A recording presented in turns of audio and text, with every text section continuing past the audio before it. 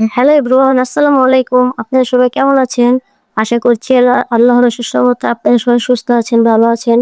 তো আমরা আলহামদুলিল্লাহ ভালো আছি। তো আপনাদের মাঝে আজকে একটা নতুন ভিডিও নিয়ে চলে আসলাম। তো আমার ছোট বোনের হলুদ সন্ধ্যা ছিল আজকে। তো সেই ভিডিও নিয়ে হাজির হয়ে গেলাম। আর আজকে হলুদ থেকে শুরু করে বিয়ে পর্যন্ত সম্পূর্ণ ভিডিওটা থাকছে। তো এই তো আমি, আমার হাসব্যান্ড আর আমার মেয়ে, আমার বোনকে হলুদ দিতে স্টেজে উঠে গিয়েছি। তো এই তো আমাদের সামান্য ঘরোয়া প্রোগ্রামে আমরা যতটুকু পেরেছি ততটুকু এনজয় করার চেষ্টা করেছি। আর এই তো আমার বোনকে আমরা সবাই মিলে হলুদ দিয়ে দিচ্ছি। আমার পরিবারের সবাই সেখানে ছিল। তো হলুদের দিন আমাদের বিরিয়ানি রান্না করা হয়েছিল। তো সেগুলোই সবাই খাওয়া-দাওয়া করে নিয়েছি। আর এই তো বিয়ের দিনই সকালবেলা বাবুর্চিরা চলে আসছে রান্না করার জন্য। তো এখানে তারা তাদের মতো প্রস্তুতি নিয়ে নিয়েছে।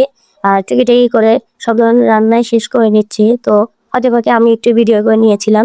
তো ওখানে দেখতেই পারছেন গরুর মাংস রান্না করার জন্য মসলাটা কষিয়ে নিচ্ছে। আর এখানে এতো ফ্রাই গুলো করবে সেজন্য ফ্রাইয়ের মুরগিগুলোকে তারা প্রসেস করে নিচ্ছে।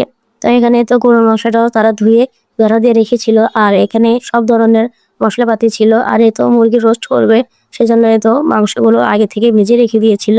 আর এখানে এতো গরুর মাংসগুলো ধুয়ে তারা পানি ঝরা দিয়ে রেখেছিল।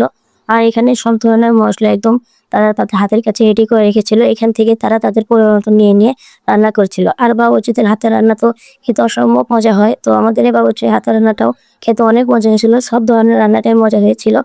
তো এই তো আজকে আমাদের এখানে আইটেমে থাকছে গরুর মাংস, মুরগির রোস্ট আর ফ্রাই আর আর গরুর মাংস এগুলোই। আর বোরহানি থাকছে। তো বোরহানির ভিডিওটা নিতে ভুলে গিয়েছিলাম। আর বিয়েবাড়ির তো অনেক চাপ থাকে, অনেক কাজ থাকে। তো সেজন্য ভিডিও ঠিক মতো নিতে পারিনি। আর এখানে সব ধরনের রান্না হয়ে গিয়েছে। আর শুধু ফ্রাইটা মিনিট করে রেখে দিয়েছিল। তারাও লোকজন আসলে গরম গরম ভেজে দিবে। তো এখানে এই তো সবাই খাওয়া-দাওয়া করে নিচ্ছে। আজকের ভিডিওটা এই পর্যন্তই। আশা করছি আপনার কাছে ভালো লেগেছে। সবাই আপনার জন্য দোয়া করবেন। আমার বোনের জন্য দোয়া করবেন। আল্লাহ হাফেজ।